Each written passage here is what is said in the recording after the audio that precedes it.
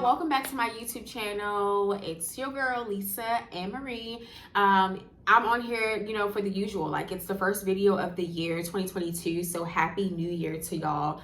But I've been doing videos on singleness, just sharing like words, literal like single words, get it, singleness, anyways. Single words that I feel, are relevant to singleness, things that I have personally dealt with in my singleness. And I've kind of gotten into the flow, of sharing like 3 to 5 or 3 to 6 tips regarding that specific word. So if you are new here, welcome. And if you're not and you're back, looking at the next video, welcome back. I appreciate you guys' support. So don't forget to subscribe to your girl so that you know when new videos drop.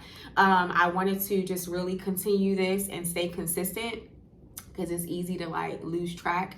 And so I've talked about blooming, I've talked about loneliness and singleness, I've talked about healing. And so this month, I want to bring a new word that I feel is important to singleness, important to just who you are in general. So hopefully, you get something from it. Okay, so with that being said, this month's word, I kind of had a few that I wanted to like pick at, but this month's word is comparison. I feel like comparison is so relevant to singleness because you're constantly questioning yourself, or let me not say constantly, some people might, but some people may not. But at the end of the day, like you're questioning yourself. There's some self-doubt involved, right? There's looking at other people's journeys and stories and graphs, wondering, well, what's going on over here? And so it is a human thing to do. And I wanted to talk about it because I have compared quite a few times in my singleness journey.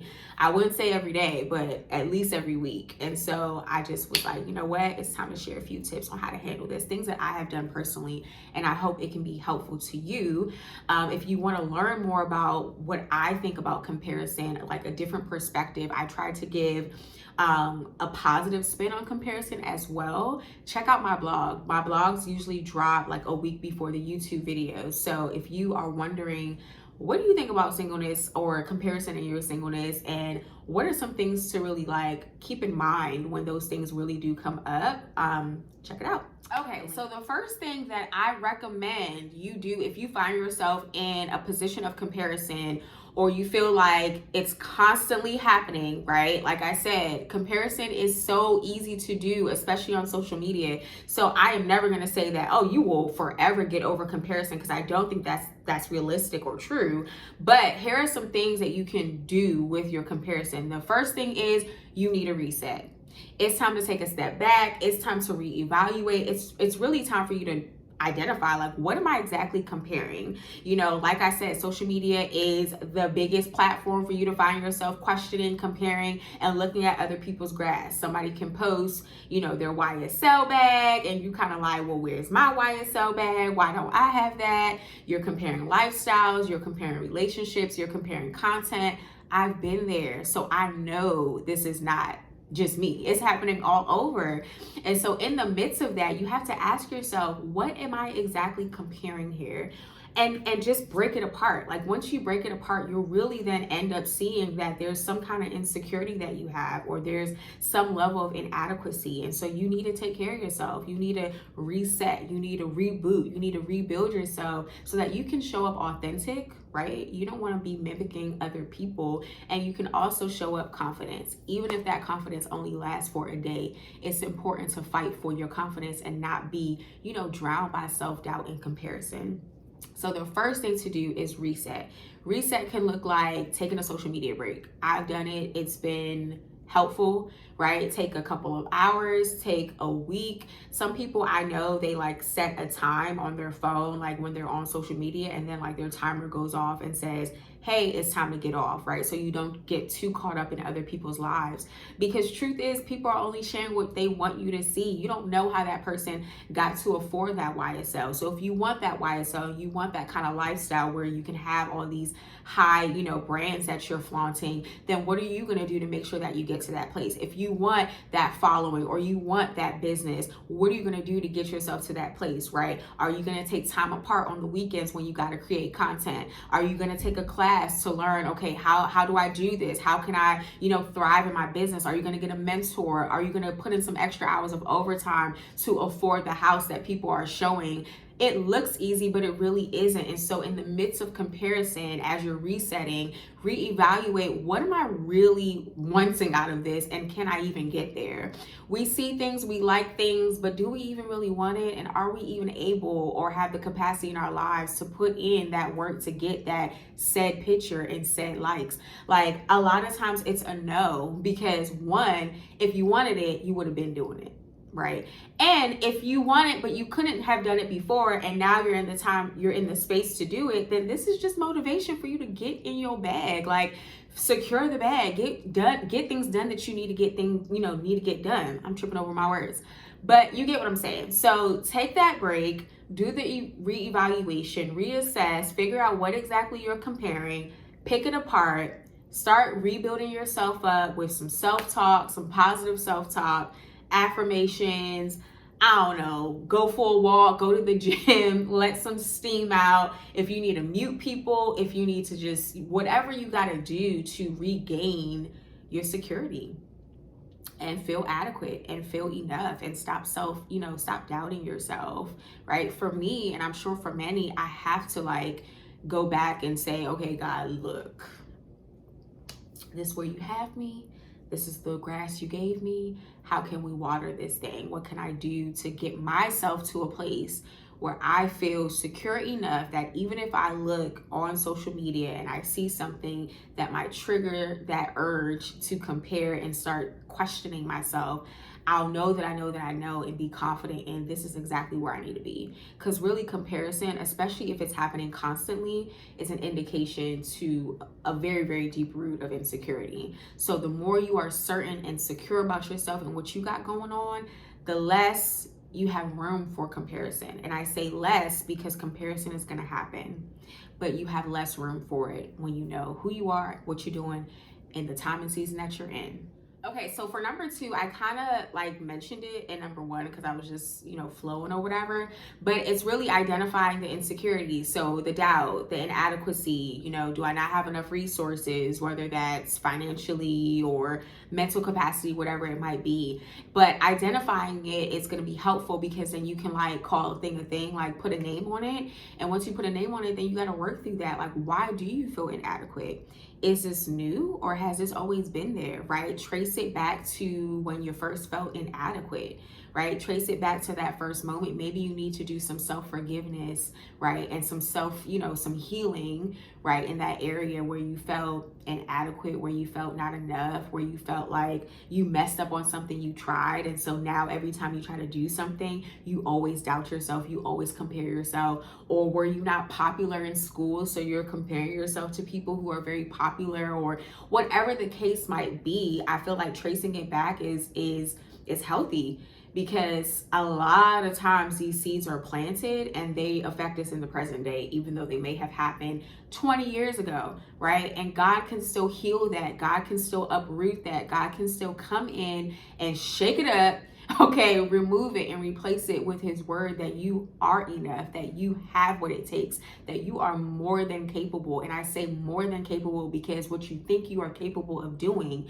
you're actually capable of so much more. And so if you just believed in yourself, and you can't get that belief in yourself through temporary things. It cannot be through likes. It cannot be through social media or how many people are looking at your story or who's validating and affirming you, because those things come like this and they're gone like this. You have to be secure enough in yourself to stand on your own by yourself with nobody cheering you on. You have to be your own cheerleader. You have to know that there is a God within you that's saying you can win. You can do this thing. You have what it takes. You have everything within you or within reach for you to actually accomplish what you want. So that insecurity, that inadequacy, that self-doubt does not have to live in you and does not have to have the last say. A lot of times we allow these things to hold the mic.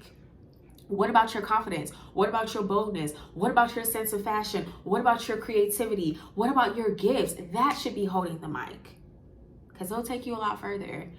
And so even writing down a list, like a practical thing, or writing down a list of the things that you're insecure about and feel inadequate about, and writing down the things that you feel good about, writing down the things that you know you do well. This is not a conceited or type of situation, but sometimes you have to boost yourself up, and you literally have to do that to remind yourself about who you are, okay, and what you got to offer. Because while we're looking at other people and all that they got to offer, you better be sure that somebody's looking at you and what you have to offer. You are inspiring someone. And I'm not saying this if you're an influencer or you got this big thing going for yourself. No, I'm talking about even in the little things. You just being present, you being vulnerable, you being transparent, you being loyal, you being honest. Those things that a lot of us don't focus on anymore, but those are major things. I'm talking about characteristics. So while you're dealing with the inadequacy, also know that you got some great traits about you. And sometimes writing it on paper and reminding yourself of that is all you need to do. And number 3, work on improving yourself. Like I said in my blog, if you checked it out, comparison can have a little bit of a positive spin on it if you want to open your mind to my different perspective. But comparison can also create room for you to say, you know what, like this person has that going for themselves, or this person in their singleness, right? They're doing this, they're doing that, whatever the case might be, like I can do that too. So let it be motivation. Let it be room for you to figure out what you really want, what you really want your life to look like. I would say for me, just a little story time, when I was comparing myself a lot to my friends, when I was in relationships and when I was single, and like some of my friends would be single and then they would find somebody very quickly, or they would get engaged and married very quickly. And I'm like, what about me? And I had to realize, okay, well, if you want what that looks like, or you want that type of relationship or lifestyle, you got to also be it. You got to be it. And a lot of times in my singleness, I wanted this specific relationship, but I wasn't able to offer that. I wasn't what I wanted, and so I'm not saying that's the reason why people went ahead of me, or why my journey or season has been what it's been. But I also have to take accountability and ownership of my part in it.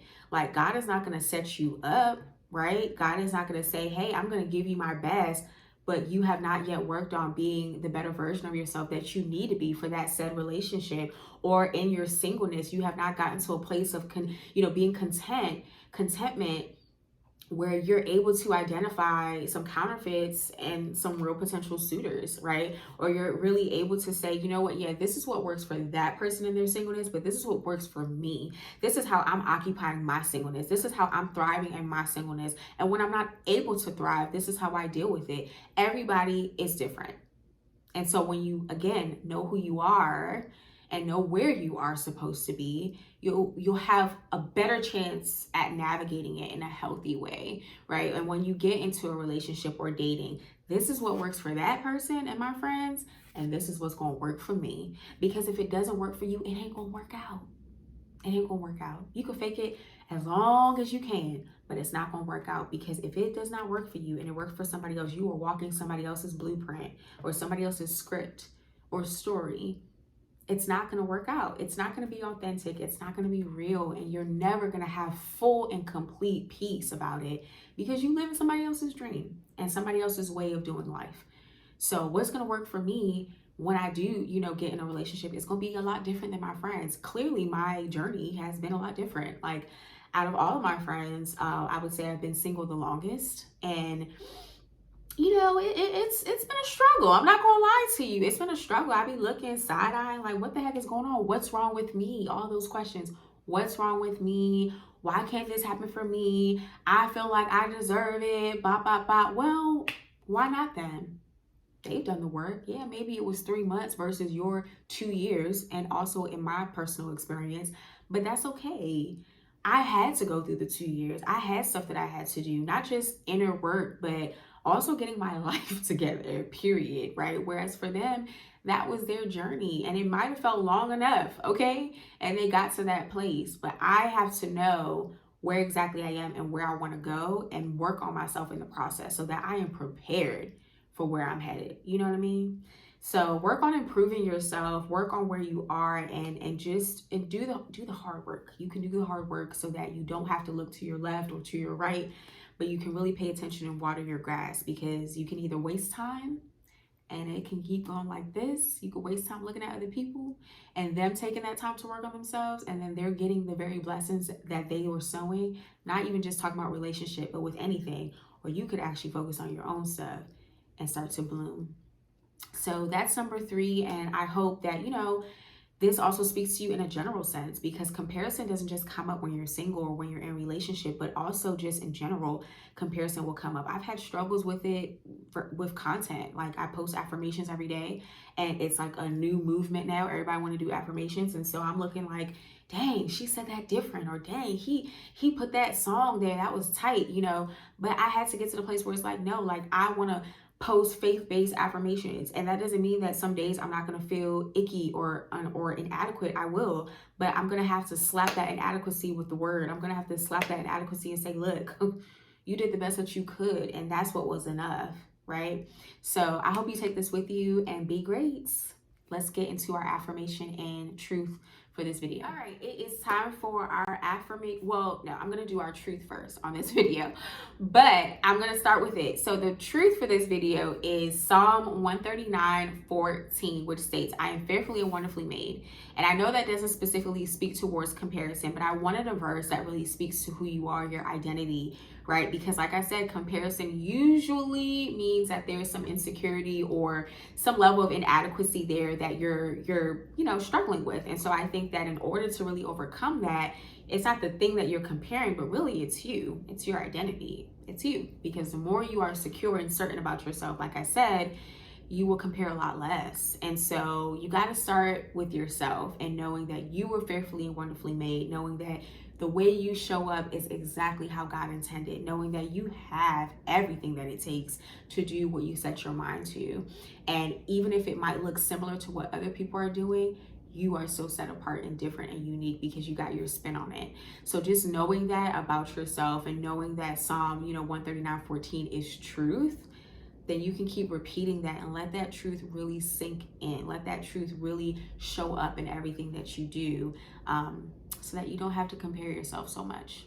Also add that knowing who you are is a daily work in progress.